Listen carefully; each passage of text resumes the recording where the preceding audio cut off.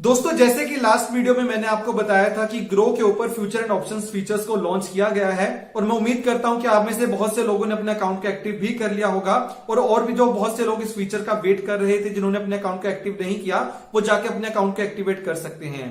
और जैसे कि उस वीडियो में मैंने आपको प्रॉमिस किया था कि आने वाले टाइम में हम इस सीरीज को आगे बढ़ाएंगे और वीडियोस लेके आएंगे जहां पे हम बात करेंगे, आपको एफएनओ के बारे में समझाएंगे और आपको बताएंगे कि आप कैसे फ्यूचर एंड ऑप्शंस के अंदर ट्रेड कर सकते हैं। उसी वीडियो के चलते आज मैं ये वीडियो लेके आया हूं जहां पे हम बात करने वाले हैं ऑप्शंस के बारे में। मैं आपको बताऊंगा कि ऑप्शंस क्या होते हैं, कैसे काम करते हैं और कैसे आप ऑप्शंस के अंदर ट्रेडिंग कर सकते हैं। मैं जगदीप सिंह आपका स्वागत करता हूं ग्रो यूट्यूब चैनल में। चलिए कम टाइम लेते हुए जल्दी से स्टार्ट करते हैं आज का वीडियो। दोस्तों सबसे पहले बात करते हैं कि ऑप्शंस क्या होता है। मैं बहुत ज्यादा टेक्निकल टर्म्स में नहीं जाऊंगा, आपको बहुत सिंपल भाषा में समझाने का ट्राई करूंगा कि आप ऑप्शंस में ट्रेडिंग कैसे कर सकते हैं। लेकिन दोस्तों वीडियो स्टार्ट करने से पहले मैं आपको बताना चाहूंगा कि फ्यूचर एंड ऑप्शंस में इन्वेस्टमेंट करना बहुत रिस्की हो सकता है और यहाँ पे आपको हाई रिटर्न भी मिलता है और हाई चांसेस होते हैं अपना पैसा लूज करने के। तो यहाँ पे मैं आपको सजेशन देना चाहूंगा कि इन्वेस्टमेंट या ट्रेडिंग करने से पहले फ्यूचर एंड ऑप्शंस में अपने रिस्क एपेटाइट को समझें और अगर आपके पास उतना रिस्क लेने की क्षमता है तभी आपको फ्यूचर एंड ऑप्शंस के अंदर ट्रेडिंग करनी चाहिए। इसके बिना आपको फ्यूचर एंड ऑप्शंस को अवॉइड करना चाहिए। ये मैं अपनी रिस्पॉन्सिबिलिटी समझता हूं आपको बताने की कि अगर आपका रिस्क एपिटाइट नहीं है इतना रिस्क लेने का तो आपको फ्यूचर एंड ऑप्शंस के अंदर ट्रेडिंग नहीं करनी चाहिए। लेकिन अगर आपका रिस्क एपिटाइट है और आप यहां पे रिस्क लेना चाहते हैं, चलिए अब समझने का ट्राई करते हैं कि ऑप्शंस क्या होता है।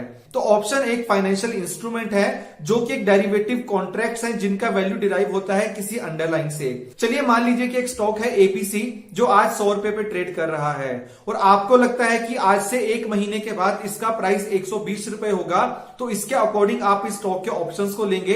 अगर स्टॉक ऊपर जाएगा तो आप अलग ऑप्शंस में ट्रेड करेंगे, अगर स्टॉक नीचे जाएगा जो आपको लगता है तो आप अलग ऑप्शंस के ऊपर ट्रेड करेंगे। तो नॉर्मली आपने निफ्टी 50 का नाम तो सुना ही होगा जो कि एक इंडेक्स है। आप उस इंडेक्स को डायरेक्टली बाय नहीं कर सकते हो, तो बहुत से लोग फ्यूचर एंड ऑप्शंस में इंडेक्स के ऊपर भी ट्रेड करते हैं। चलिए मैं आपको डिटेल में समझाता हूं कि ऑप्शंस के साथ वो कौन सी 3 इंपॉर्टेंट चीजें जुड़ी होती हैं जो आपके लिए जानना बहुत ज्यादा जरूरी होता है, जिससे पहले आप उसमें ट्रेडिंग करने के बारे में सोचें। तो जैसे कि मैंने आपको बताया यहाँ पे 3 चीजें बहुत इंपॉर्टेंट होती है किसी भी ऑप्शन के बारे में जो आपको जाननी चाहिए वहां पे ट्रेड करने से पहले। सबसे पहले जो आप ऑप्शन खरीद या बेच रहे हैं वो कॉल है या पुट है। सेकंड, उस ऑप्शन का स्ट्राइक प्राइस क्या है और तीसरा, उस ऑप्शन की एक्सपायरी डेट क्या है। तो ये 3 चीजें किसी भी ऑप्शन के साथ जुड़ी होती हैं जो आपके लिए समझना बहुत ज्यादा जरूरी होती हैं। सबसे पहला कॉल है या पुट है, दूसरा उसका एक्सपायरी क्या है और तीसरा उसका स्ट्राइक प्राइस क्या होगा। चलिए मैं आपको थोड़ा सिंपल भाषा में समझाने का ट्राई करता हूं कि कॉल ऑप्शन का मतलब क्या होता है। कॉल ऑप्शन किसी भी होल्डर को एक राइट देती है किसी स्टॉक को एक प्राइस के ऊपर बाय करने का। सिमिलरली पुट ऑप्शन किसी भी एक होल्डर को राइट देती है कि वो किसी भी स्टॉक को जिसका उसने वो पुट खरीदा हुआ है एक प्राइस के ऊपर उसको सेल कर सकता है। अब मैं सिंपल लैंग्वेज में अगर आपको समझाने का ट्राई करूं, अब आपको लगता है कि ये एक स्टॉक है एबीसी जिसका प्राइस आज 100 रुपए है और आपको लगता है कि एक महीने के बाद इसका प्राइस 120 रुपए हो सकता है। तो आप उस केस में क्या करेंगे, तो आप वहां पे या तो कॉल ऑप्शन को बाई करेंगे या आप पुट ऑप्शन को सेल करेंगे। सिमिलरली अगर आपको लगता है कि किसी एक स्टॉक का प्राइस नीचे जाने वाला है तो आप वहां पे पुट ऑप्शन को बाय कर सकते हैं या आप कॉल ऑप्शन को सेल कर सकते हैं। दोस्तों आप जब भी किसी ऑप्शन को खरीदते हैं तो उसके लिए आपको एक प्रीमियम अमाउंट पे करना पड़ता है और जैसे जैसे उसके अंडरलाइन यानी कि जिस स्टॉक की आपने ऑप्शन को खरीदा है उसकी वैल्यू चेंज होती रहती है तो आपके प्रीमियम की वैल्यू भी चेंज होती रहती है जिससे आपको प्रॉफिट या लॉस होता है। चलिए दोस्तों एक और आपको सिंपल और रियल टाइम एग्जांपल देकर समझाने का ट्राई करता हूं कि कॉल एंड पुट में ट्रेडिंग कैसे की जाती है। मान लीजिए कि आज निफ्टी की वैल्यू 80,000 रुपीज की है और आपको लगता है कि इस थर्सडे तक, क्योंकि हर थर्सडे को इंडेक्स के ऑप्शंस की एक्सपायरी होती है जिनको वीकली ऑप्शंस भी बोला जाता है, आज इस निफ्टी की वैल्यू 18,000 की है और आपको लगता है कि इस थर्सडे तक इसकी वैल्यू 18,500 तक जा सकती है। तो आपका व्यू है कि निफ्टी आने वाले टाइम में ऊपर ही जाएगा, तो आप क्या कर सकते हैं, आप किसी एक कॉल ऑप्शन को बाय कर सकते हैं। अब मान लीजिए कि आपने 18,200 की कॉल ऑप्शन को बाय किया जिसका प्रीमियम आपने 50 रुपीज दिया और मान लीजिए कि थर्सडे को निफ्टी 18,500 पे पहुंच जाता है, तो यानी कि जो कॉल आपने 18,300 की खरीदी थी 50 रुपीज में उसकी वैल्यू 200 रुपीज हो जाएगी। तो 200 माइनस 50 जो 150 रुपीज हुआ वो आपका प्रॉफिट हो जाएगा। अगर आप निफ्टी के ऊपर कोई भी ऑप्शन खरीदेंगे, मान लीजिए कि आपने 18,300 का ऑप्शन खरीदा और निफ्टी 18,300 रुपीज से जितना ऊपर जाएगा उतना उस कॉल ऑप्शन का वैल्यू हो जाएगा एक्सपायरी वाले दिन। सिमिलरली आज मान लीजिए निफ्टी की वैल्यू 18,000 रुपीज है और आपको लग रहा है कि इस एक्सपायरी पे यानी कि थर्सडे तक निफ्टी की वैल्यू 70,500 रुपीज पे आ जाएगी, यानी कि 500 पॉइंट नीचे आएगा। तो आप क्या कर सकते हैं कि आप नीचे वाला किसी भी पुट को खरीद सकते हैं। दोस्तों मान लीजिए कि आज पुट 18,000 का है और आपको लग रहा है कि इस थर्सडे के एक्सपायरी तक ये निफ्टी का वैल्यू 17,500 पे आ जाएगा, यानी कि 500 पॉइंट नीचे आएगा। तो आपको लग रहा है कि निफ्टी नीचे जाएगा तो आप 17,800 का पुट खरीदते हैं, जिसके लिए आपने 100 रुपीज का प्रीमियम दिया। अब मान लीजिए एक्सपायरी तक आप अपने पुट को रोक के रखते हैं और एक्सपायरी वाले दिन थर्सडे को निफ्टी एक्चुअल में 17,500 पे चला जाता है, तो जो आपने पुट 100 रुपीज में खरीदा था आज वो 400 रुपए का हो जाएगा। तो आपका जो एक्सपायरी वाले दिन जिस भी अंडरलाइन के पुट को आपने खरीदा था, जो उसका वैल्यू होगा और जो आपका स्ट्राइक प्राइस होगा, उनके बीच का जो डिफरेंस होगा वो आपका प्रॉफिट एंड लॉस होगा एक्चुअल में उस दिन का। तो दोस्तों कभी भी किसी भी ऑप्शन को खरीदने से पहले आपको ध्यान रखना चाहिए कि आपका व्यू क्या है। क्या आपको लगता है कि मार्केट नीचे जाएगा, ऊपर जाएगा, या जिस स्टॉक के ऊपर आप ऑप्शन में ट्रेड करना चाहते हैं आपका व्यू है कि ये स्टॉक ऊपर जाएगा या नीचे जाएगा, उसके अकॉर्डिंग आपको डिसाइड करना है कि आपको कॉल खरीदना है या पुट खरीदना है। और ये डिसाइड करने के बाद सबसे इंपॉर्टेंट है आपके लिए सोचना कि आपको कौन से स्ट्राइक का ऑप्शन खरीदना है या बेचना है। अब मान लीजिए निफ्टी 18,000 पे था, आपने ये तो सोच लिया कि निफ्टी ऊपर जाएगा और आपने 18,400 का कॉल खरीद लिया, लेकिन उस दिन पे एक्चुअली निफ्टी 18,400 पे पहुंचता है तो आपके कॉल ऑप्शन का वैल्यू भी 0 हो जाएगा।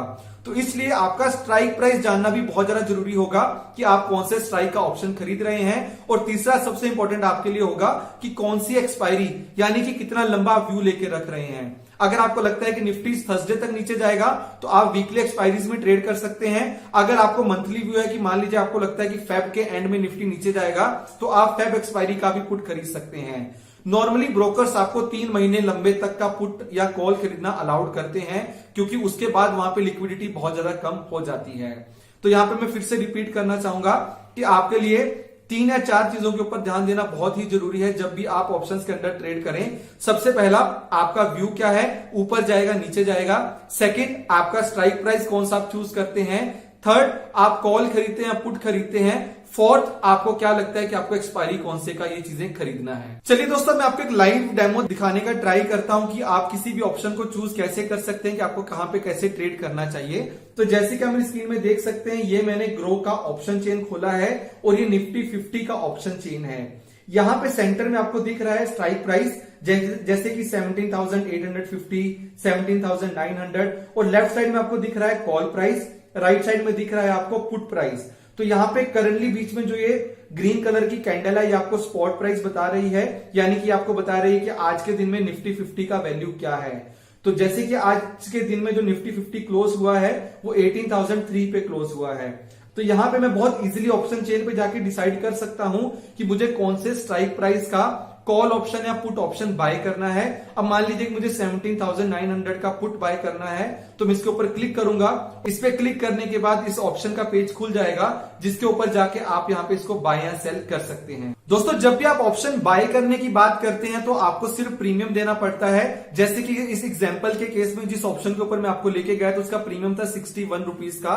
तो यहाँ पे आपको 61 इंटू 50 जो कि लॉट साइज है निफ्टी 50 का, अगर आपको उसके ऑप्शन में ट्रेड करना है तो अप्रोक्सीमेटली आपको 3100 या 3200 रुपीज देना पड़ेगा उस ऑप्शन को खरीदने के लिए। लेकिन अगर आप कभी भी किसी भी ऑप्शन को एडवांस में सेल करना चाहते हैं, जिसको शॉर्ट सेलिंग ऑफ ऑप्शन भी बोला जाता है, उसके लिए नॉर्मली आपको बहुत ज्यादा मार्जिन देना पड़ता है, जो कि 80,000 से लेके 1 लाख रुपीज तक भी हो सकता है।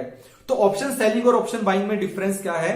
तो ऑप्शन बाइंग में एक्सपायरी वाले दिन या तो आपकी उसकी वैल्यू बनती है अगर वो स्ट्राइक प्राइस के अकॉर्डिंग आपका जो अंडरलाइन है वो मूव कर जाता है, या उसकी वैल्यू एक्चुअल में 0 हो जाती है। सिमिलरली अगर आप ऑप्शन सेल करते हैं तो ऑप्शन सेल करने के केस में मान लीजिए कि अगर आपने ये वाला ऑप्शन सेल किया तो आप यहां पे बोल रहे हैं कि निफ्टी इस एक्सपायरी तक 17,900 से नीचे नहीं जाएगा, क्योंकि अगर उससे नीचे जाएगा उतना पुट ऑप्शन का वैल्यू बढ़ जाएगा और जितने पे आपने सेल किया था उसके अकॉर्डिंग आपका लॉस भी हो सकता है। तो ऑप्शन बाइंग में बोला जाता है कि आपका प्रॉफिट अनलिमिटेड होता है और आपका लॉस लिमिटेड होता है जितना आपने प्रीमियम दिया है। लेकिन अगर आप ऑप्शन सेलिंग की बात करते हैं तो ऑप्शन सेलिंग में आपका लॉस अनलिमिटेड होता है, क्योंकि मान लीजिए कि उस दिन मार्केट 17,500 पे चली जाती है और आपने 17,900 का पुट को सेल किया था 61 रुपीज पे। तो अगर मार्केट 17,900 से ऊपर रहेगी तो आपको 61 इंटू 50 रुपीज का प्रॉफिट होगा। लेकिन अगर मार्केट उस दिन 17,500 पे चली जाती है तो जो आपका लॉस होगा वो 400 इंटू 50 का हो जाएगा, जो कि 20,000 रुपीज के आसपास का भी होगा। जब भी आप ऑप्शन को सेल करते हैं तो आपको अपनी हेज पोजीशन लेनी चाहिए। हेज में आप अपने लॉस को कम कर सकते हैं, उसके बारे में मैं डिटेल में नहीं जाऊंगा, उसके ऊपर हम एक अलग वीडियो करेंगे।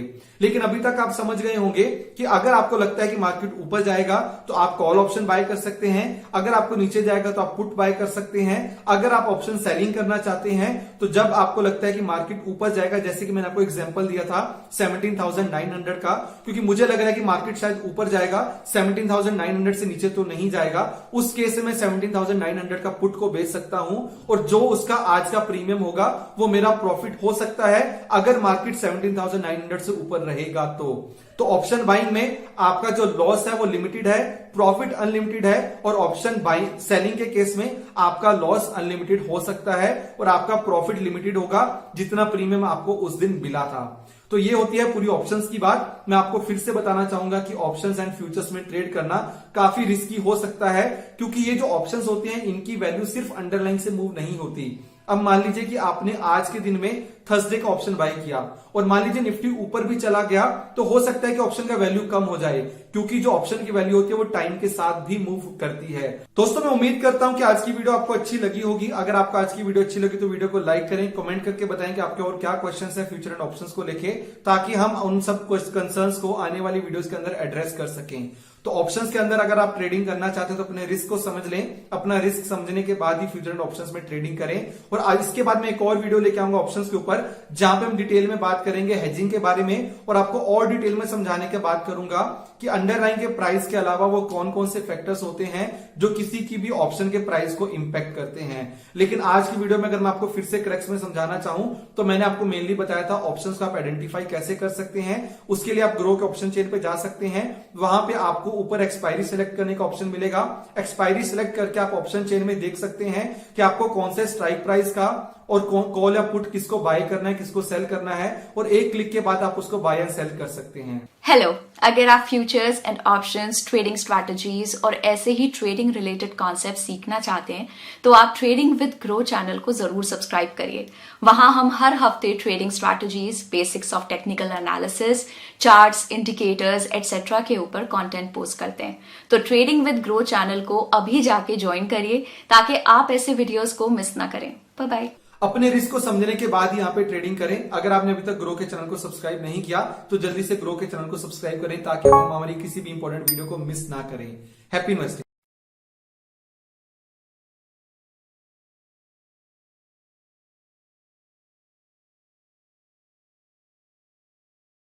Investment in securities market are subject to market risks. Read all the related documents carefully before investing. Please read the risk disclosure documents carefully before investing in equity shares, derivatives, mutual fund, and or other instruments traded on the stock exchanges.